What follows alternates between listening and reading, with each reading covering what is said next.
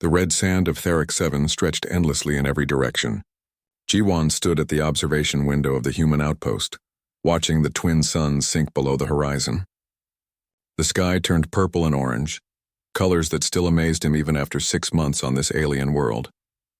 Behind him, he heard the soft padding of feet. He knew those footsteps well. Rala entered the common area, her silver fur catching the last rays of sunlight. She was tall, almost 7 feet, with a body that resembled the wolves from Earth but walked upright like a human. Her amber eyes glowed softly in the dim light. In her arms, she carried her kitten, a small bundle of gray and white fur with oversized ears and bright, curious eyes. Jiwan smiled at them. Over the past 6 months, Rala had become more than just his assigned guide and companion. She was his friend. The Vraxi people had welcomed humans to their world, offering help with the mining surveys and research.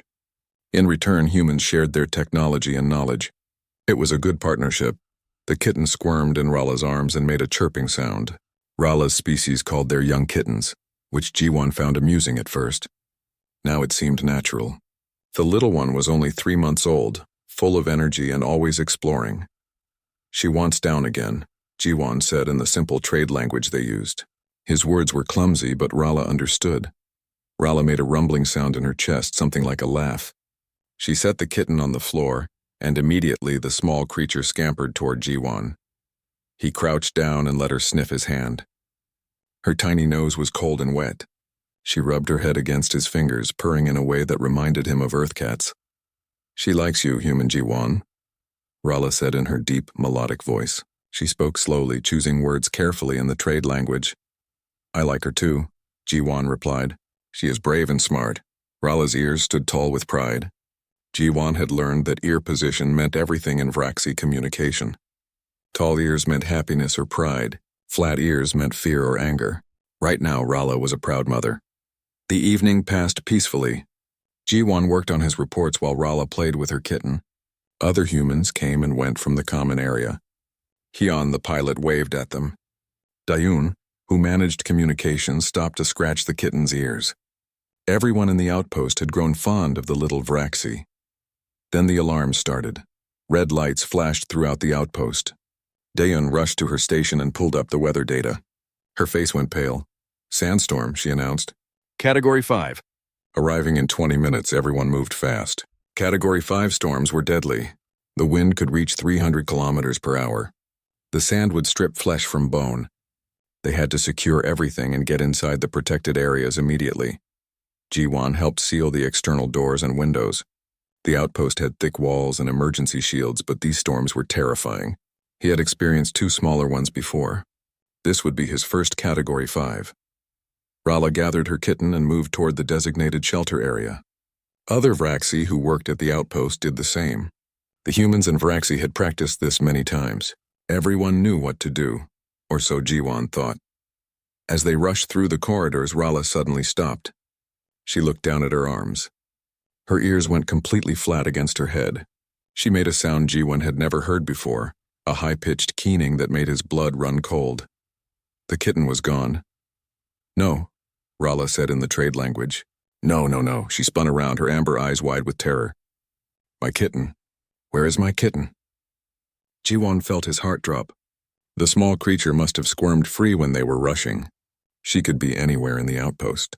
Or worse, she might have slipped outside. "I will find her," Jiwan said immediately.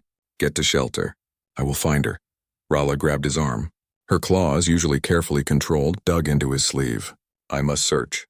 She is my child. We will both search," Jiwan said. But quickly. They had 15 minutes. They split up, Jiwan taking the lower corridors while Rala searched the upper levels. Jiwan called out for the kitten in the trade language, making clicking sounds that usually got her attention. He checked storage rooms, empty offices, even the small kitchen area. Nothing. 10 minutes left. He ran to the airlock area and felt his stomach twist. The external door was slightly open. Not much. Just a crack. But enough for a small kitten to squeeze through. The wind was already picking up outside. Sand swirled in small clouds across the compound. Jiwan grabbed a communicator. "Rala, I think she went outside." The external door was open. There was a moment of terrible silence. Then Rala's voice came through, broken and desperate. "I come to you now." No, Jiwon said firmly. You must get to shelter. I will look outside quickly. He did not wait for her response. He grabbed an emergency suit and pulled it on as fast as he could. The suit would protect him from the sand for a short time. He sealed the helmet and stepped into the airlock. Outside, the world had turned into chaos. The wind howled like a living thing. Sand already filled the air, reducing visibility to just a few meters. The sky was dark red, almost black. Jiwon could barely see the outpost buildings. He activated his suit lights and searched around the entrance. The kitten's small paw prints were visible in the sand, leading away from the outpost. She had run toward the rocky outcroppings about 50 meters away. Jiwon followed the tracks, fighting against the wind. It pushed him sideways, trying to knock him down. Sand peppered his suit with sounds like rain on metal. He reached the rocks and searched between them, calling for the kitten. His voice was lost in the storm. 5 minutes left before the worst of the storm hit. He found one of her toys, a small woven ball that Rala had made. It was wedged between two rocks. The kitten had been here, but there were no more tracks. The wind had erased them. Jiwon searched desperately, checking every gap and hole in the rocks. Nothing. The wind grew stronger. His suit alarm started beeping. He was running out of time. A hand grabbed his shoulder. He turned to find Rala beside him, also in an emergency suit. Her eyes behind the helmet visor were full of anguish. "We must go," she said through the communicator. "The storm is here." "Just a little more time," Jiwon pleaded. "She is gone," Rala said, her voice breaking. "My kitten is gone. We cannot help her if we die too." Jiwon wanted to argue, but he knew she was right. The storm was now a solid wall of red darkness approaching them. If they did not get inside immediately, they would die. They ran back to the outpost together. The wind tried to tear them away. Sand blasted against them. They fell through the airlock just as the full force of the storm hit. The exterior door sealed shut with a heavy thud. Inside, Jiwon and Rala removed their suits. Rala collapsed to her knees, her whole body shaking. She made that terrible keening sound again. Other Vraxi came to her, surrounding her with their bodies, offering comfort in their traditional way. Jiwon stood apart, feeling helpless. He had failed. The kitten was out there in the storm, alone and frightened. Nothing could survive that wind and sand. The storm lasted 18 hours. When it finally passed and they could go outside again, Jiwon joined the search parties. They looked for 3 days. They found nothing. No body, no tracks, no sign. The kitten had vanished completely, taken by the red desert of Tharak 7. Rala entered the mourning state that Jiwon had read about but never witnessed. She stopped speaking. She stopped eating. She sat in her quarters, unmoving, staring at nothing. The Vraxi explained that this was their way of honoring the dead. A mother who lost her child would mourn like this for many days, perhaps weeks. Jiwon visited her every day, bringing food and water. Sometimes she would drink a little, but mostly she just sat there, lost in her grief. Her silver fur grew dull. Her amber eyes seemed empty. He felt the weight of failure crushing him. He should have checked the doors better. He should have moved faster. He should have saved her kitten. The outpost returned to its normal routine, but everything felt wrong. The common area was too quiet without the kitten's playful sounds. Rala's empty chair at meals was a constant reminder of loss. Jiwon threw himself into his work. He had mineral surveys to complete, reports to file. In 2 days, he was scheduled to fly to the canyon systems 40 kilometers away. It was important work, but it felt meaningless now. He stood at the observation window again, watching the twin suns set. The red sand stretched endlessly in every direction. Somewhere out there, a small creature had died alone and afraid, and there was nothing he could do about it. Behind him, Rala's quarters remained dark and silent. The grieving would continue, and Jiwon could only watch helplessly as his friend suffered through a pain he could not fix. 2 days after the storm, Jiwon sat in the small transport craft as Hyun flew them toward the canyon systems. The pilot kept glancing at him with concern. "You look terrible," Hyun said bluntly. "When did you last sleep?" Jiwon shrugged. Sleep felt impossible. Every time he closed his eyes, he saw the kitten's small paw prints disappearing into the sand. He saw Rala's empty eyes. "I am fine. Just focus on flying." Hyun sighed but said nothing more. The transport hummed as it crossed the red desert below. From this height, Tharak 7 looked peaceful.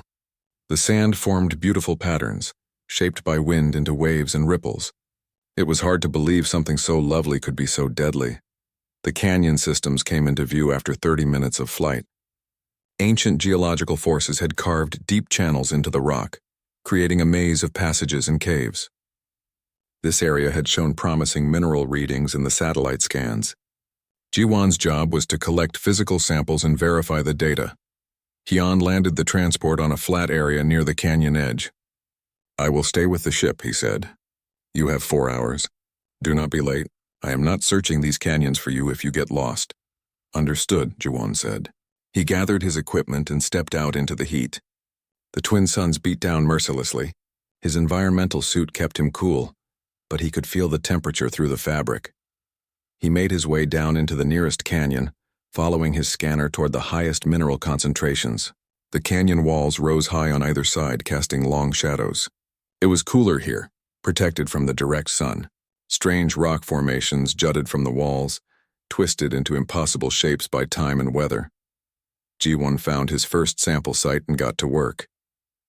He drilled small cores from the rock face and sealed them in containers. The work was mechanical, requiring little thought. His mind wandered. He thought about Rala still sitting in her dark quarters. He thought about the outpost, which felt wrong without the kitten's energy. He thought about failure. He moved deeper into the canyon system, following his scanner to the next sample site. The walls grew taller here. Some ancient riverbed had carved this channel long ago, before Theric 7's water had disappeared. Now only sand and rock remained. As he worked on his third sample, he heard something. Jiwan stopped drilling and listened. There it was again. A faint sound, almost lost in the wind whistling through the canyon. A crying sound, weak and desperate. He looked around but saw nothing. The sound came again. It was coming from deeper in the canyon, from a side passage he had not planned to explore. Jiwan checked his time. He still had 2 hours before Hyun would leave. He could spare a few minutes to investigate. The sound pulled at him. Something alive was crying out there, something that needed help. He followed the sound through the narrow side passage. The walls pressed close on either side. His shoulders almost touched both sides at once. The crying grew louder. He was getting closer. The passage opened into a small cave carved into the canyon wall. Inside, huddled against the back wall, was a small creature. Jiwan froze. His breath caught in his throat. It was not Rala's kitten. He could see that immediately. This creature was different.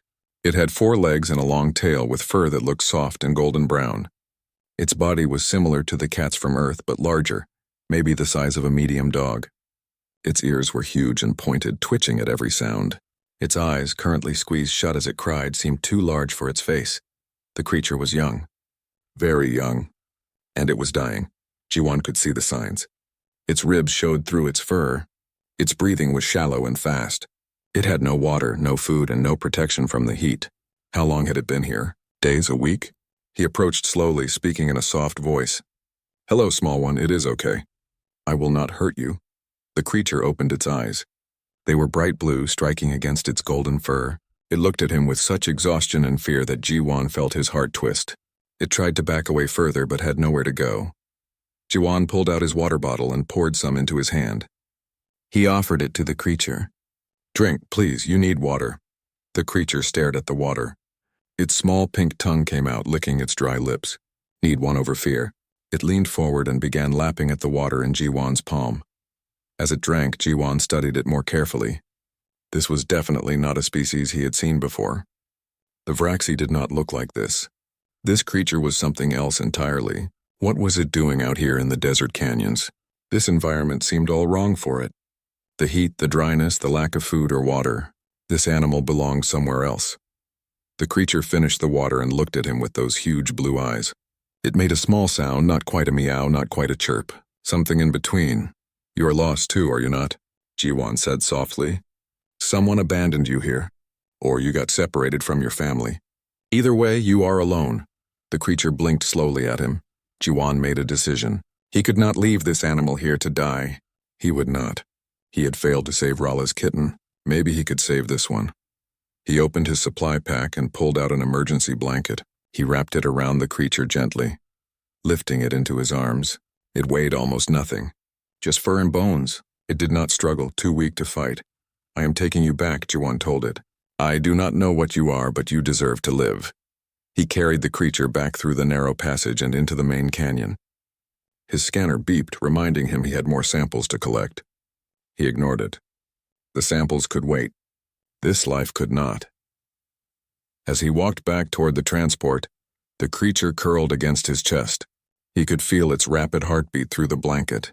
It made soft sounds, almost like purring, but different. Despite its fear and weakness, it seemed to understand he was helping. Jiwan emerged from the canyon to find Hyan standing beside the transport, arms crossed. The pilot's expression changed from annoyed to shocked when he saw what Jiwan carried. "What is that?" Hyun demanded. "I found it in the canyon," Jiwan explained. "It was dying. I could not leave it." Hyun stepped closer, studying the creature. "I have never seen anything like that before. It is not Vraxi. What species is it?" "I do not know," Jiwan admitted. "But it needs help. We need to take it back to the outpost. Are you insane?" Hyun's voice rose. "You cannot just bring unknown alien animals back to the outpost. There are protocols, regulations. Mina will lose her mind, and Taeyang will probably arrest you for breaking quarantine rules. Then they can arrest me," Jiwan said calmly. He walked past Hyan and climbed into the transport. "But I am not leaving this creature here to die. Are you flying, or do I need to learn how?" Hyun stared at him for a long moment. Then he threw his hands up in frustration. "Fine, but when Taeyang throws you in the brig, do not say I did not warn you." They flew back to the outpost in tense silence. Jiwan held the creature carefully, giving it more water from his bottle. It drank eagerly this time, and some color seemed to return to its face. Its eyes stayed open, watching everything with curious intelligence. As they approached the outpost, Jiwan contacted Daeun in communications. "I need Mina to meet me at the landing pad. Medical situation." "What kind of medical situation?" Daeun asked. "You will see when I arrive. Just get Mina there, please." Daeun must have heard something in his voice because she did not ask more questions. "Understood. She will be there." The transport landed smoothly. Mina was waiting, her medical kit already in hand. She was a serious woman, practical and efficient. Her eyes widened when she saw what Jiwan carried. "Is that a feline?" she asked, coming closer. "I think so," Jiwan said. "I found it in the canyons. It is severely dehydrated and malnourished." Mina reached out carefully, checking the creature's eyes and gums. "This is a silty. I have seen pictures in the xenobiology database. They are native to the polar regions of this planet. What is one doing in the desert?" "I do not know," Jiwan said. "But right now it just needs help." "Can you treat it?" Mina was already moving toward the outpost. "Bring it to the medical bay quickly." They rushed inside. Other humans stopped to stare as Jiwan carried the creature through the corridors. Word would spread fast. He would have to deal with the consequences soon. But first, they needed to save this life. In the medical bay, Mina worked efficiently. She gave the creature fluids through a small injection, checked its temperature and heart rate, and gently examined it for injuries. The Silthy, as Mina called it, accepted the treatment with remarkable calm. It seemed to understand they were helping. "It is a juvenile," Mina reported. "Maybe 4 to 6 weeks old, female, no injuries, just exposure and starvation. With proper care, she should recover fully." "Good," Jiwan said, feeling relief wash through him. "That is good." Mina looked at him seriously. "Jiwan, you know you cannot keep her. Silthy are protected animals, and she belongs in the polar regions, not in the desert. We will need to contact the authorities and arrange for her return to her natural habitat." "I know," Jiwan said, but even as he spoke, he looked down at the small creature wrapped in the emergency blanket. She looked back at him with those bright blue eyes. "But for now, she needs care. Someone has to look after her until arrangements can be made." "I suppose that someone will be you?" Mina asked, though her tone suggested she already knew the answer. "Yes," Jiwan said simply. Mina sighed. "I will inform Taeyang." Taeyang arrived at the medical bay exactly 20 minutes after Mina sent her report. He was a large man with a permanent scowl, responsible for security at the outpost. His job was to enforce protocols and keep everyone safe. Right now, he looked very unhappy. "Explain," he said to Jiwan, crossing his arms. Jiwan, still sitting beside the silty kitten, met his gaze calmly. "I found her dying in the canyons. I brought her back. That is all." "That is not all," Taeyang said. "You violated quarantine protocols. You introduced an unknown animal into a secured facility. You did not request permission from command. Do you understand how many regulations you broke? Yes, Jiwan said, but she would have died.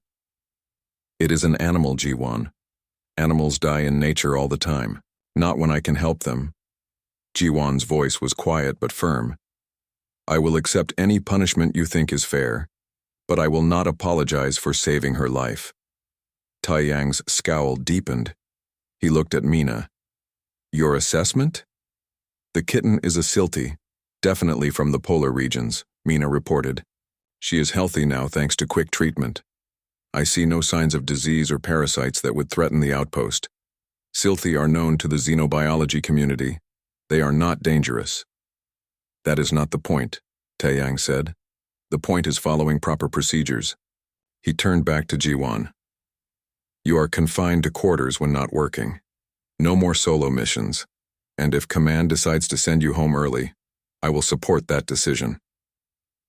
Understood, Jiwan said. Taiyang left, still scowling. Mina gave Jiwan a sympathetic look. He is not wrong about the protocols, you know. But I understand why you did it. Just be more careful in the future. After Mina left, Jiwan carefully picked up the silty kitten. She was wrapped in a clean blanket now, having been bathed and treated. Her golden brown fur was soft and fluffy when clean. She looked up at him and made that soft sound again, the one between a meow and a chirp. Let us go to my quarters, Jiwan told her. You need rest and food. His quarters were small but comfortable. A bed, a desk, a small bathroom, and storage for his belongings. He set up a makeshift bed for the kitten using blankets in the corner. Mina had provided special food, a nutrient paste that Silty could digest easily. The kitten ate eagerly, her small tongue lapping at the paste. As she ate, Jiwan watched her. She was beautiful in her own way. Her fur caught the light, showing hints of gold and cream mixed with brown. Her huge ears twitched at every sound. Her tail, long and fluffy, curled around her body. She was clearly built for cold climates, with that thick fur. The desert must have been torture for her. When she finished eating, she cleaned her face with her paws in a manner exactly like earth cats. Then she curled into a ball and fell asleep almost instantly, exhausted from her ordeal. Jiwan sat at his desk, but he could not focus on work. His mind kept returning to the same thought. Rala. Could this kitten help her somehow? It seemed impossible. This was not Rala's child. This was a completely different species. But something in his heart told him to try. Rala was dying inside, consumed by grief. If there was even a small chance this kitten could help, he had to take it. He decided to wait one day. Let the Silty recover her strength. Then he would try. That night, Jiwan barely slept. The kitten woke several times, confused and frightened in the unfamiliar place. Each time Jiwan comforted her, speaking softly until she settled back to sleep. By morning, she seemed more comfortable with him. She even purred when he scratched behind her ears. He named her Nabi, an old Korean word meaning butterfly. It seemed fitting for something so delicate that had somehow survived the harsh desert. The next day, Jiwan worked his regular shift, but his mind was elsewhere. Other humans asked about the kitten. Word had spread through the outpost quickly. Some thought he was foolish for breaking protocols. Others thought he was brave for saving a life. Jiwan did not care about either opinion. He only cared about what came next. That evening, he carried Nabi through the corridors toward Rala's quarters. The kitten seemed curious about everything, her big blue eyes taking in the new surroundings. She made soft sounds, almost like questions. We are going to meet someone, Jiwan told her. Someone who is very sad. I hope you can help her. I do not know if you can, but I hope so. He reached Rala's door and pressed the entry button. No response. He pressed again. Still nothing. Finally, he used his override code, the one for emergencies. The door opened. Rala's quarters were dark. The only light came from the corridor behind Jiwan. In that dim light, He could see Rala sitting on the floor, against the far wall exactly as she had been for days. Her silver fur looked dull and matted. Her amber eyes stared at nothing. "Rala," Jiwon said softly. "I brought someone to meet you." No response, not even a flicker of her ears. Jiwon stepped inside, letting the door close behind him. He sat down, on the floor a few meters away from Rala, keeping his distance. He set Nabi down between them. The silthy kitten looked around the dark room. Then she looked at Rala. Her ears stood straight up. She made that soft sound, the one Jiwon was starting to recognize as curiosity. "This is Nabi," Jiwon said to Rala, still speaking in the trade language. "I found her in the desert. She was alone and dying. Like your kitten, she lost her family. I thought maybe you could meet her." Rala did not move, did not speak. Her eyes remained fixed on the wall. Nabi took a few steps toward Rala. Her small nose twitched, sniffing the air. She moved closer, cautious but not afraid. When Nabi was about a meter from Rala, the Vraxi finally moved. Her ears twitched once. Her eyes shifted just slightly to look at the approaching kitten. Jiwon held his breath. Nabi reached Rala and sat down. She looked up at the large wolf-like alien. Then she did something unexpected. She rubbed her head against Rala's leg, purring. For a long moment, nothing happened. Then Rala's hand moved. Slowly, as if fighting through deep water, she reached down. Her large paw-like hand hovered over Nabi for a moment. Then it lowered, touching the kitten's head gently. Nabi purred louder, pressing into the touch. But then Rala pulled her hand back. She turned her face away. Her ears went flat against her head. "No," she said, her voice rough from days of not speaking. "Take it away. Not my kitten, not mine." The rejection stung, but Jiwon had expected it.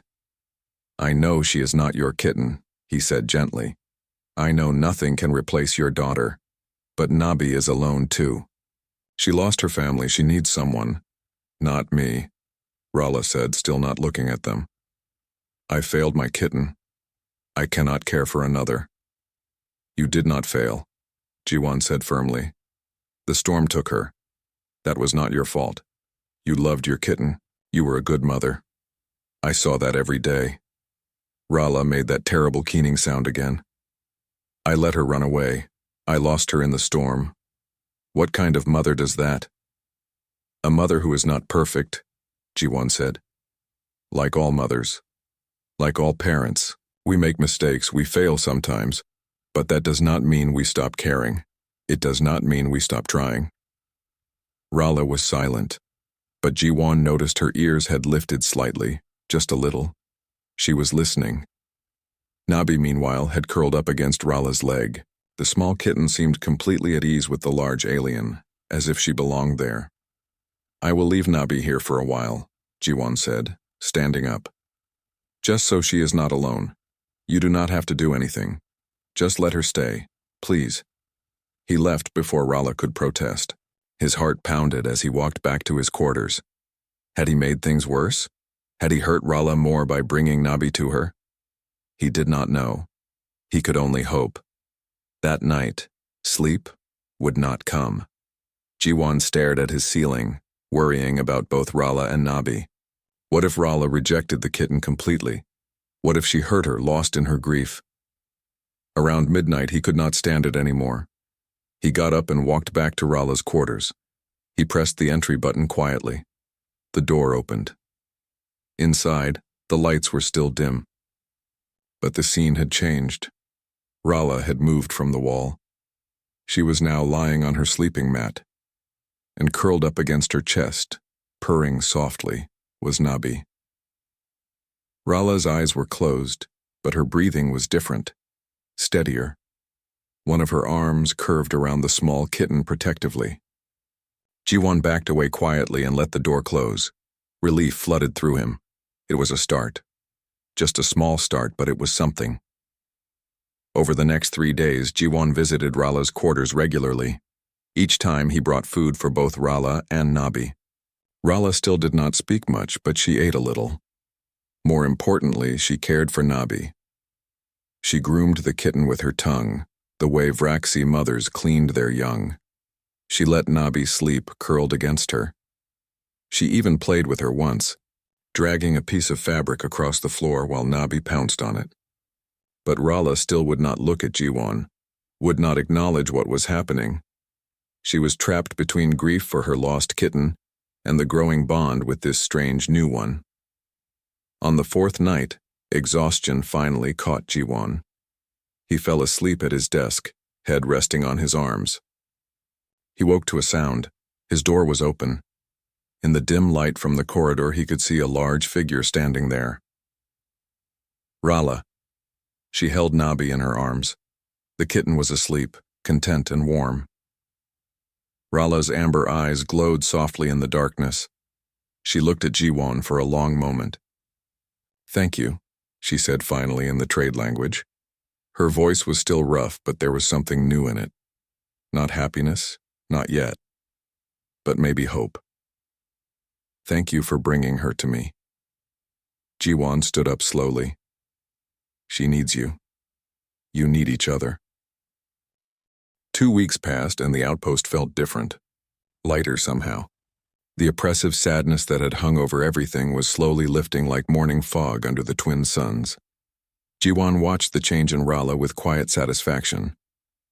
She had returned to work, moving through the outpost with her old grace. Her silver fur had regained its shine. Her amber eyes held light again. She was not the same Rala from before the storm. Grief had changed her, marked her. But she was healing. Nabi was the reason. The silty kitten followed Rala everywhere. When Rala worked in the supply rooms, Nabi explored the shelves, her curiosity endless. When Rala ate in the common area, Nabi sat beside her, begging for treats. When Rala slept, Nabi curled against her chest, purring that unique sound that was becoming familiar to everyone. Jihoon, the botanist, was particularly fascinated by the growing bond. He was a quiet man who spent most of his time with his plants in the greenhouse, but he started coming to the common area more often, just to observe Rala and Nabi. "It is remarkable," he said to Jiwon one evening. They sat together watching Rala play with Nabi using a length of vine from the greenhouse. "Cross-species adoption. It happens on Earth sometimes, yes? But to see it between alien species, it is beautiful." "It is," Jiwon agreed. Nabi pounced on the vine, her golden fur fluffy with excitement. Her huge ears stood straight up, tracking every movement. Rala made encouraging sounds in her own language, sounds she must have made with her own kitten. "They communicate somehow," Jihoon observed. "Watch. Nabi understands when Rala is pleased or concerned, and Rala responds to Nabi's needs before the kitten even makes a sound." It was true. Jiwon had noticed it too. There was a language between them that went beyond words. When Nabi was hungry, Rala knew before the kitten cried. When Rala was sad, remembering her lost daughter, Nabi would press close and purr until the sorrow eased. Sumin, the outpost doctor, also took interest in their bond. She was a woman who understood emotions and healing, not just physical medicine, but the kind that mended hearts. She pulled Jiwon aside one day after his regular checkup. "I want you to know what you did," she said. "Bringing that kitten to Rala, it saved her life." "I just wanted to help," Jiwon said uncomfortably. He never liked taking credit. "No, you do not understand," Sumin insisted. "Vraxi can die from prolonged mourning. Their grief is so intense, so complete that their bodies shut down. Rala was on that path. Another week, maybe 2, and we would have lost her. But Nabi gave her a reason to keep living. You gave her that reason." Jiwon thought about Rala as she had been in those dark days, the empty eyes, the stillness. "I did what anyone would do." "No," Sumin said firmly. "Most people would have followed protocols. Most people would have worried about regulations and rules. You followed your heart instead. That is not common. That is special." Her words stayed with Jiwon. He had not thought of his actions as special. He had just seen a creature in need and helped.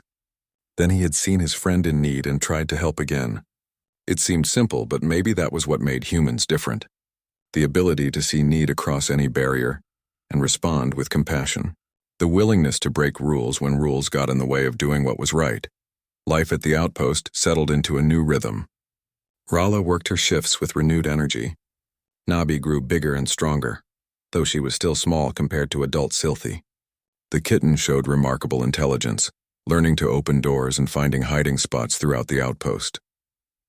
Jiwon often found himself sitting with Rala and Nabi in the evenings. They did not always talk. Sometimes they just existed together in comfortable silence. Rala would groom Nabi while Jiwon worked on his reports. Other times they would share stories through the trade language. Rala told Jiwon about Vraxi traditions and culture. Jiwon told Rala about Earth and humanity. On Earth we have a saying, Jiwon said one evening. Family is not always blood. Sometimes family is who you choose. Rala's ears stood tall as she processed this. Vraxi believe this too, she said slowly. We have the word Koresh, it means chosen kin. Those who are not born to us but become ours through bond. Nabi is your Koresh then, Jiwon said. Yes. Rala looked down at the sleeping kitten in her lap. She is my Koresh. My chosen daughter. I did not give birth to her, but she is mine. And I am hers. The moment felt sacred somehow. Jiwon smiled, seeing the peace on Rala's face. But peace never lasts forever. On the 16th day after Jiwon had found Nabi, the outpost alarm sounded again. Not a sandstorm this time, something different. Perimeter breach, Daeun announced over the communications system. Unknown creature detected. Section 7. All personnel maintain secure positions. Jiwon was in his quarters when the alarm sounded. He immediately thought of Rala and Nabi. They had been in the common area. He rushed out to find them. The corridors were chaos. Humans and Vraxi moved quickly toward secure positions. Jiwon fought against the flow, searching for his friends. He found them in the common area. Rala had Nabi clutched protectively against her chest. The kitten was making frightened sounds. Rala's ears were flat against her head, her teeth bared in warning. What is happening? Jiwon asked. Something is outside, Rala said. Her voice was low and dangerous. Something that hunts. I can smell it, Taeyang's voice came over the communicator. We have visual confirmation. Desert stalker. Large one. It has breached the outer fence. All personnel to secure areas immediately. This is not a drill. Desert stalkers were apex predators on Theric 7. Jiwon had seen pictures and videos during his training. They were massive creatures, six-legged with armor-like scales and mouths full of teeth. They usually avoided the outpost, but occasionally one would get curious or desperate for food. We need to get to the secure room, Jiwon said, reaching for Rala's arm. But before they could move, the lights went out. Emergency power kicked in a moment later, bathing everything in red. And in that red light they heard it. A terrible sound. Metal tearing. Something breaking through. The stalker had gotten inside.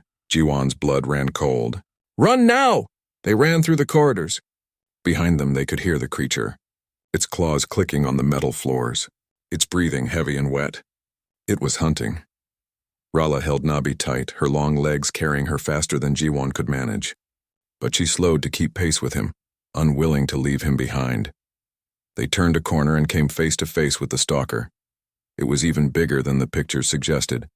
Its 6 legs spread wide, blocking the entire corridor. Its head was massive, covered in thick scales. Its eyes glowed yellow in the emergency lighting. Its mouth open, showing rows of teeth designed to tear and crush. Jiwon felt terror freeze his muscles. They were trapped. The creature was between them and safety. Behind them was a dead end. The stalker focused on them. It could smell easy prey, soft humans, small kittens. It took a step forward. Rala moved. She handed Nabi to Jiwon in one swift motion. Protect her, she commanded. Her voice had changed. This was not the gentle mother. This was a warrior.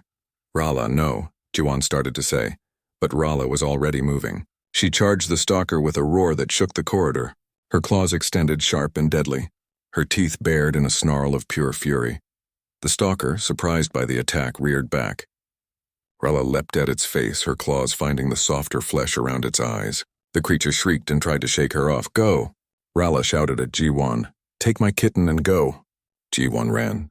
He clutched Nabi to his chest as he raced back the way they had come. The sounds of battle echoed behind him. Rala's snarls. The stalker's roars. The terrible sounds of claws on scales. He found another corridor and took it, his lungs burning. Nabi cried in his arms, terrified and confused. It is okay, Jiwon gasped, though nothing was okay. Your mother is strong. She will be okay. He reached the secure room. Other humans and Vraxi were already inside. Taeyang was coordinating a response team. "We need weapons," the security chief was saying. "We need to— Rala is out there," Jiwon interrupted. "She is fighting it alone. We have to help her." Taeyang's eyes widened. Then he grabbed weapons from the locker. "Show me where." They ran back through the corridors, following the sounds of combat. Other Vraxi joined them, armed with stunning weapons and nets. They found Rala and the stalker still locked in battle. Rala was bleeding. Her silver fur was dark with blood. But she had not backed down. She stood between the stalker and the direction Jiwon had fled. She would not let it pass. Would not let it reach her kitten. The stalker was wounded too. One of its eyes was ruined. Claw marks scored its face. But it was bigger, stronger. It was winning. Taeyang did not hesitate. He fired his stunning weapon. Other Vraxi did the same. The stalker jerked and stumbled as electricity coursed through its body. It tried to charge again, but more stun rounds hit it. Finally, with a last defiant roar, it collapsed. Jiwon rushed to Rala. She was standing, but barely. Her legs shook. Blood dripped from dozens of cuts. "Nabi," she gasped. "My kitten. Is she safe?" "Yes," Jiwon said, showing her. Nabi was frightened but unharmed. "She is safe. Because of you." Rala's legs gave out. Jiwon and Taeyang caught her before she fell. "Good," Rala whispered. "Good, I did not fail. I protected her." "You did," Jiwon said, his voice breaking. "You were amazing. You are the best mother." They carried Rala to the medical bay. Suman and Mina worked quickly, treating her wounds. 3 days after the stalker attack, a new ship landed at the outpost. Jiwon watched from the observation window as the transport touched down. The arrival had been announced only that morning. A visitor from Earth, someone important according to the message. Jamin, the outpost commander, had called a meeting. Jiwon sat in the conference room with the other senior personnel. Taeyang was there, looking serious as always. Mina sat with her datapad ready to take notes. Hyun fidgeted with his pilot's badge, nervous for some reason. The door opened and a woman entered. She was in her 40s with sharp eyes and an air of authority. She wore the insignia of the Earth Research Council. "I am Nari," she said without preamble. "I am a xenoanthropologist specializing in cultural integration between humans and alien species. I came as soon as I heard about the situation here." "What situation?" Jamin asked, though his tone suggested he already knew. "The Silthy kitten," Nari said. She pulled up images on the wall screen. Pictures of Nabi appeared, taken from security footage. "I need to know everything about how she came to be here." Jiwon explained the story, finding Nabi in the canyon, bringing her back, introducing her to Rala, the bond that had formed. The stalker attack. Nari listened without interruption. When he finished, she was quiet for a long moment. "Do you know what Silthi are?" she finally asked. "Mina said they are native to the polar regions," Jiwon replied. "Protected animals. They are more than that," Nari said. She pulled up new images, maps of Theric 7 showing the polar territories. Silthi are extremely rare. There are maybe 5,000 left in the wild. They are highly intelligent, possibly sapient, though we have not yet confirmed that. And they are valuable, the word hung in the air. "Valuable, what do you mean?" Jamin asked. "There is an illegal trade in exotic alien animals," Nari explained. "Wealthy collectors across the galaxy pay enormous sums for rare creatures. Silthy kittens, because of their beauty and intelligence, are particularly sought after. Despite strict protections and severe penalties, smuggling continues." Jiwon felt his stomach drop. "You think Nabi was stolen?" "I am certain of it," Nari said. She pulled up more data. 3 months ago, a Silthi den in the northern polar region was raided. Adult Silthi were killed. 5 kittens were taken. We have been searching for them ever since. Based on Nabi's age and description, she is one of those 5 kittens. The room was silent. Jiwon thought of Nabi curled safely with Rala in the medical bay. Stolen from her mother. Her real mother had been murdered by smugglers, just like Rala's kitten had been taken by the storm. 2 mothers. 2 losses. And somehow they had found each other. The smugglers likely tried to transport the kittens through the desert, Nari continued. Something went wrong. Maybe they were spotted by patrol ships. Maybe they had technical problems. They abandoned the kittens to avoid capture. 4 have died. We found their remains in the desert. Nabi is the only survivor. Because G1 found her, Mina said quietly.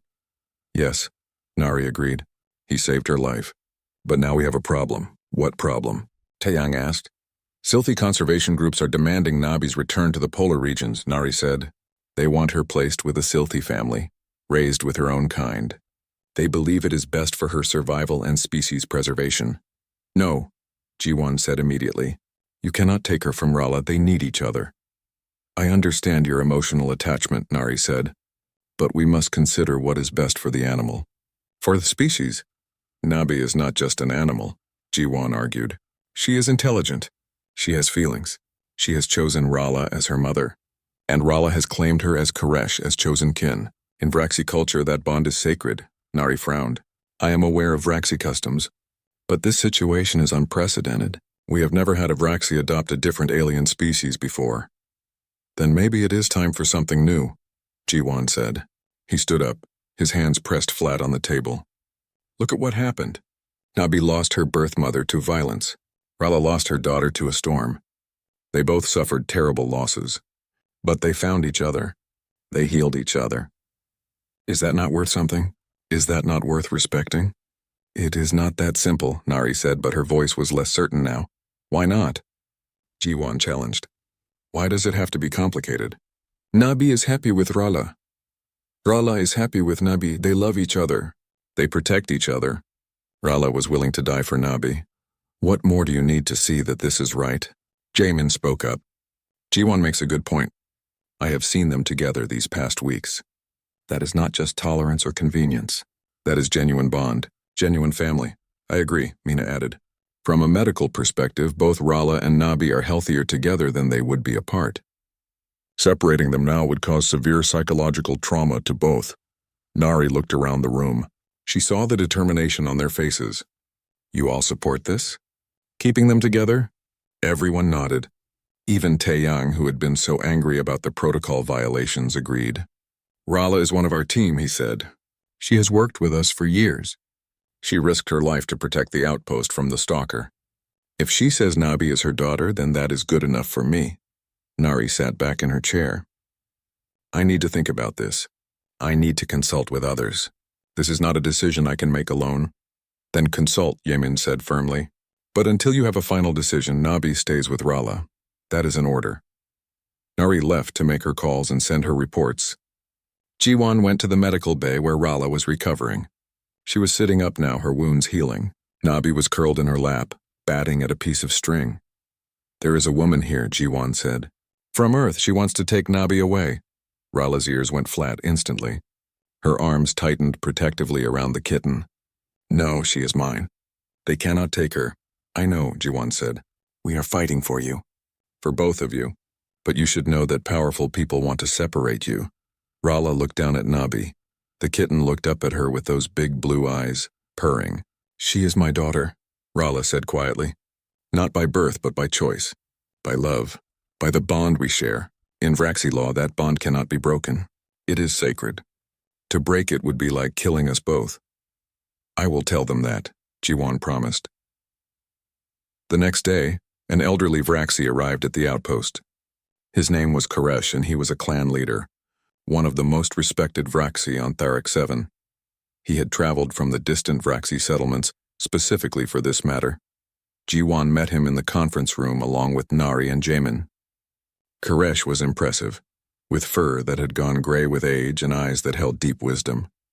He moved slowly but with great dignity. I have come to speak about Rala and her adopted kitten, Koresh said in careful trade language. This matter concerns Vraxi law and tradition. I am here to represent our people. We appreciate your presence, Jaemin said. Please tell us about this adoption. Is it recognized under Vraxi law? Koresh settled into a specially made chair. Vraxi have practiced adoption across species for thousands of years, he explained. When we find orphaned creatures, we often take them into our families. Birds, small mammals, even insects. It is part of our belief that all life is connected. That family is not just blood, but choice and care. So this adoption is legal? Nari asked. More than legal, Koresh said. It is sacred. When a Vraxi claims another being as Koresh as chosen kin, that bond is recognized by our people as equal to birth bonds. To forcibly separate Koresh is considered one of the greatest crimes in our culture. It is seen as tearing apart a soul. Even when the adopted creature is a protected species? Nari pressed. Even when conservation concerns are involved? Even then, Koresh said firmly. The individual matters as much as the species. This kitten, Nabi, she is an individual. She has feelings, needs, and bonds. To treat her as only a representative of her species, to ignore her own needs and choices, that would be wrong. Nari looked troubled. But Silthi are endangered. Every individual matters for species survival. Then let this individual survive happily, Koresh argued. She is healthy with Rala, she is loved. She is protected. What more can you ask for a creature than to be loved and safe? But she should be with her own kind, Nari said. Learning Silthi behaviors. Preparing to eventually mate and have offspring. She is a kitten, Koresh said gently. She has years before mating is relevant. And Silthi conservation programs can work with Rala when the time comes. For now, let the child stay with her mother. The discussion continued for hours. Nari brought up every regulation, every conservation principle, every argument for returning Nabi to the polar regions. Koresh countered each one with Raxi philosophy and law. Jiwan and Jamin supported Koresh, arguing for respecting the bond. Finally, Nari held up her hands. Stop, I need to see them together. I need to observe this bond myself before I make any recommendation. They went to the medical bay. Rala was there with Nabi, who was now energetically exploring the room while Rala watched fondly. When the group entered, Nabi ran to Rala and climbed into her lap, seeking safety from the strangers. Rala's arms wrapped around the kitten protectively. Her ears went flat when she saw Koresh. Elder, she said respectfully but warily. Why have you come? To see you and your Koresh, Koresh said kindly. To understand your bond. Tell me, Rala of the Silver Fur clan, why do you claim this Silthi as your daughter? Rala looked down at Nabi.